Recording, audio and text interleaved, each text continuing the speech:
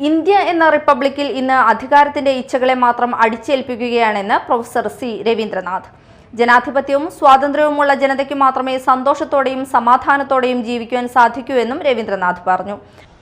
എന്തിനാ നവോത്ഥാനം എന്ന് പറയാ? എന്താണ് ഇതിന്റെ നിർവചനം? എന്താ നവോത്ഥാനം? സെന്റൻസ് എന്ന രീതിയിൽ പറയാം, മാനവികതയുടെ ജ്വലനമാണ് നവോത്ഥാനം.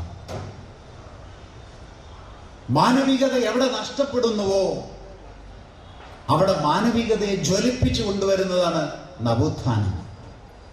ജാതി കേന്ദ്രീകൃതമായ വ്യവസ്ഥയിൽ മാനവികത പുറന്തള്ളപ്പെട്ടിരുന്നപ്പോൾ മാനവികതയെ ജ്വലിപ്പിച്ചതാണ് ശ്രീനാരായണ ഗുരു. അതാണ് നവോത്ഥാന നായകൻ. ആ ജ്വലനത്തിനൊപ്പം നിന്നതാണ് മറ്റു നവോത്ഥാന നായകർ.